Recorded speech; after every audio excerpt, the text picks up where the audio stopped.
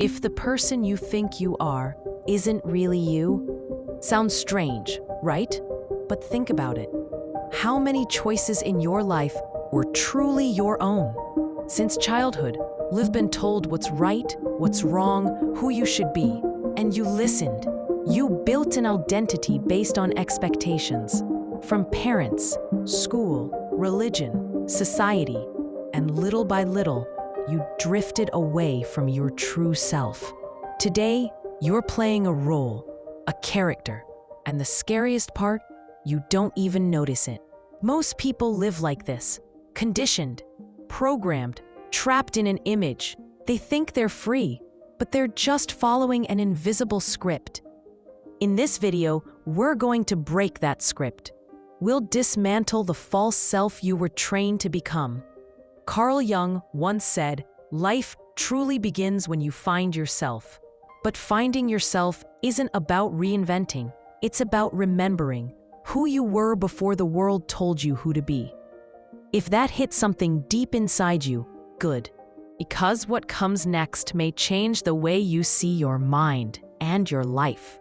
Subscribe now and hit the bell, because YouTube only shows content like this to those who prove they're ready to see what most choose to ignore.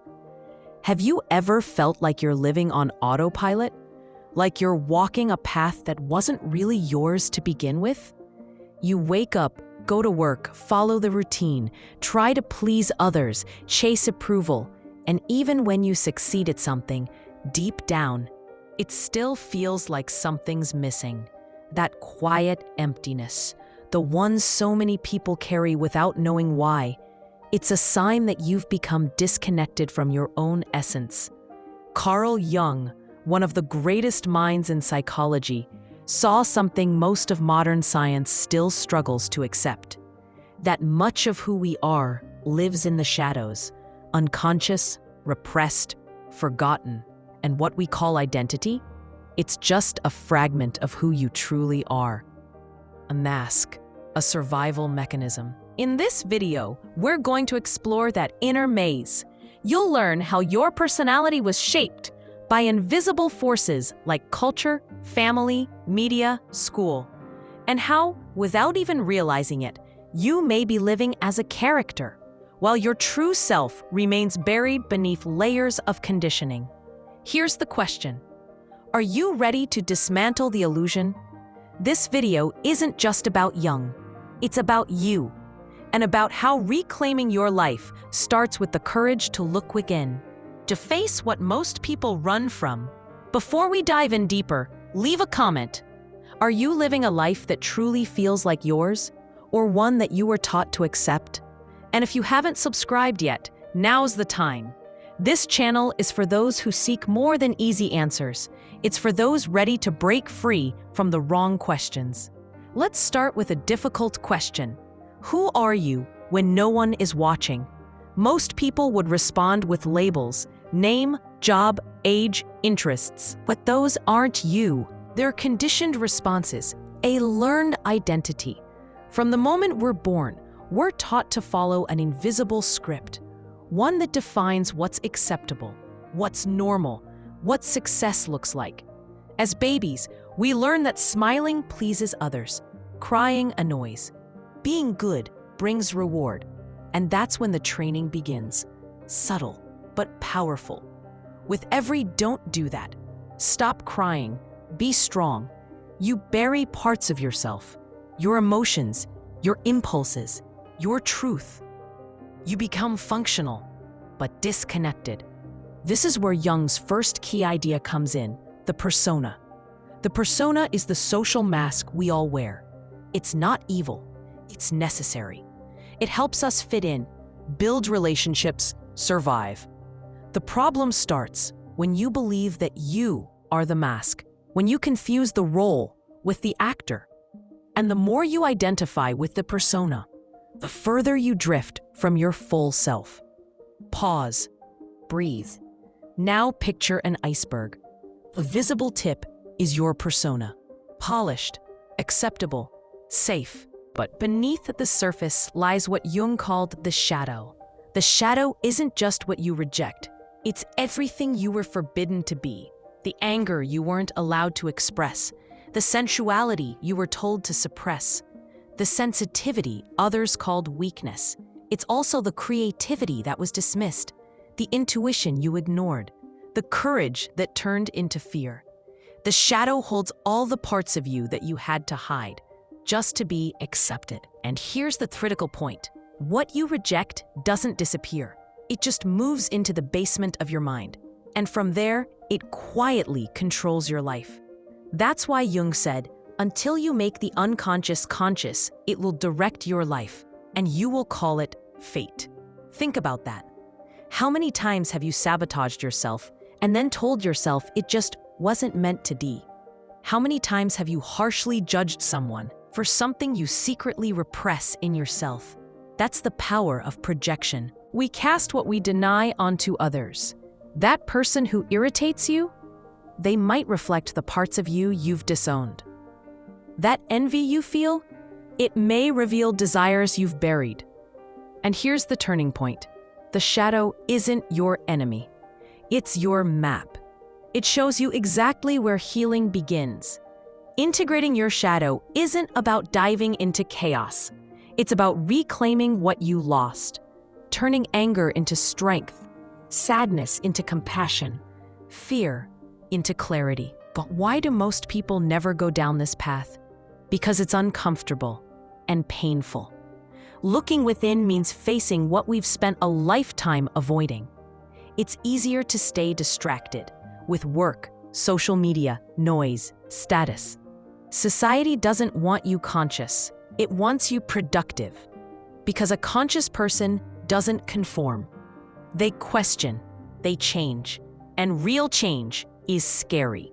That's why Jung's path to individuation is a solitary one. Not lonely, but personal. Because no one else can do it for you. You must face your wounds, your contradictions. You must challenge the image you've carefully built. But here's the beauty. When you embrace your shadow, you become whole. And for the first time, you begin living as someone who is no longer afraid to be who they really are. But the journey doesn't stop here. Next, we'll dive into how the hidden archetypes inside you shape how you love, relate, create, and dream, and how understanding them can unlock a deeper level of consciousness. Now that you understand what the shadow is and how it silently shapes your life, it's time to go deeper, to understand the archetypal patterns that live within you.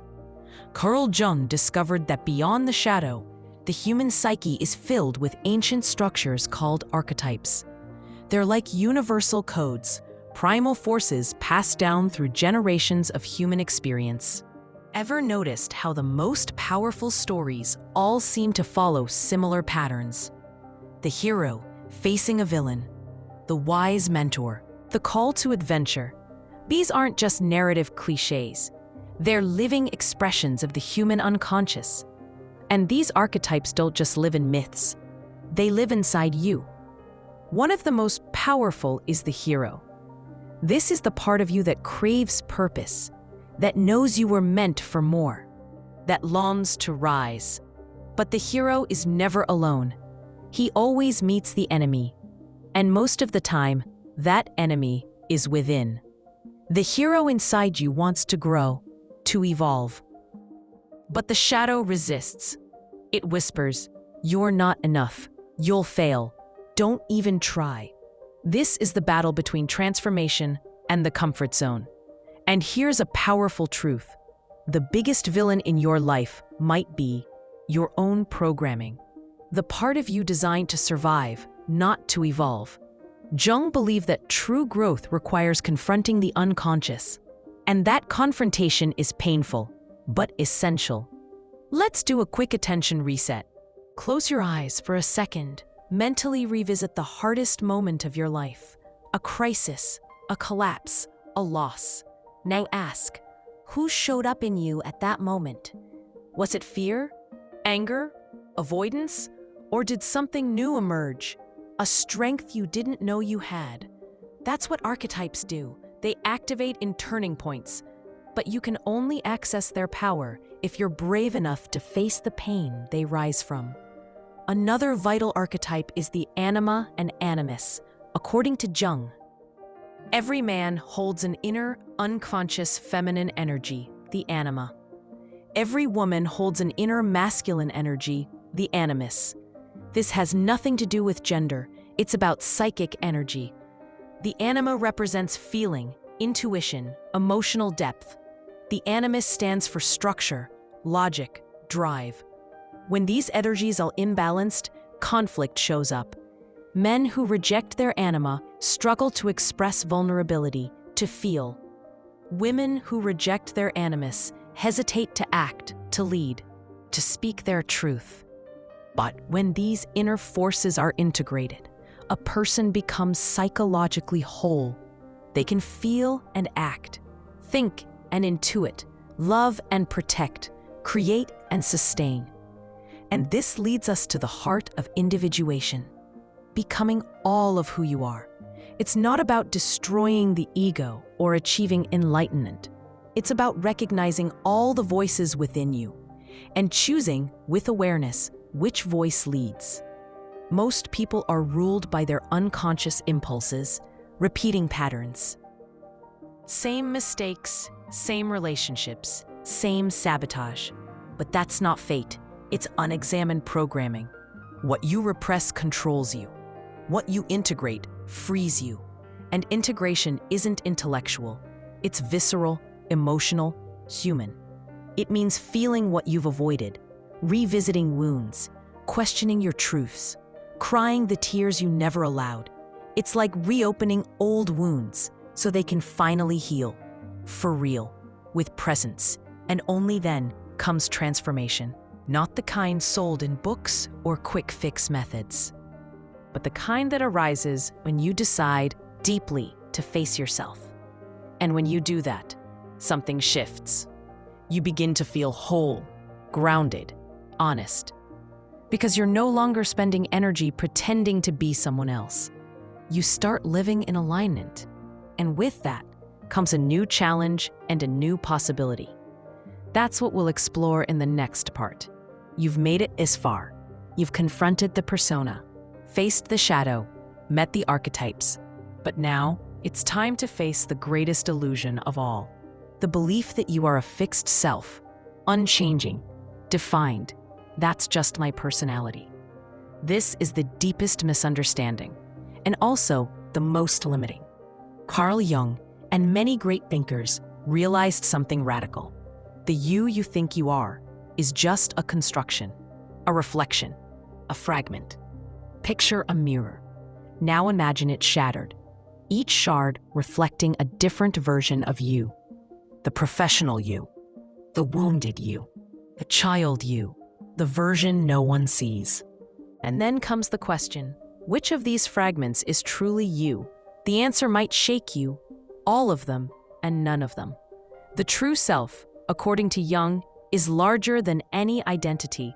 It's the totality that holds all contradictions. It's the awareness behind the mask, the one who watches, integrates, and evolves. Here's the trap. The ego, the part of the mind that craves control, that clings to definition, hates this idea. It wants clarity, labels, edges. But true consciousness isn't rigid. It's fluid, expansive, beyond boxes. And that's why so many people suffer. They try to fit into identities too small for their soul. I'm shy, I'm aggressive, I'm logical. These aren't truths, they're cages. Real freedom begins when you stop defining yourself. Because every label you accept limits who you might become.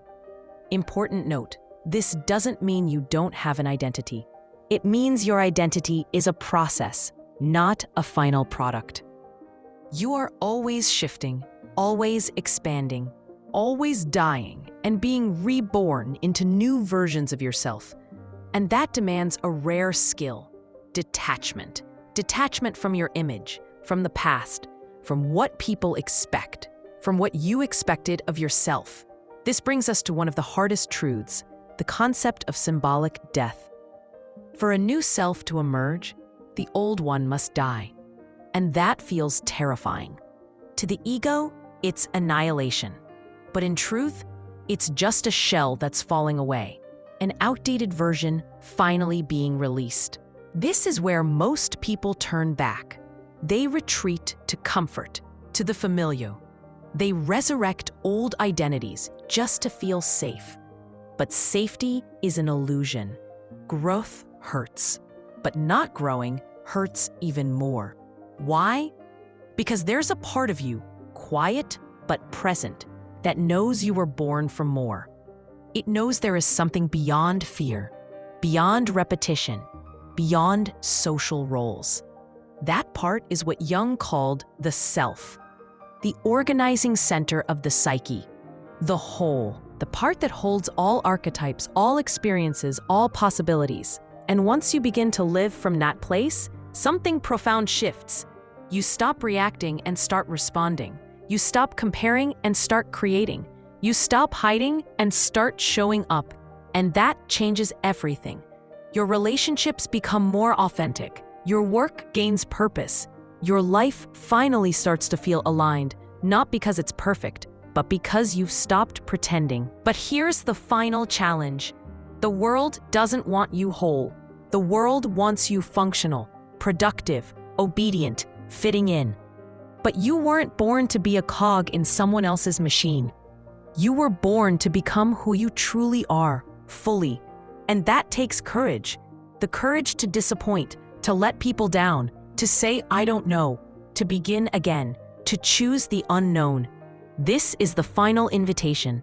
The inward journey never ends.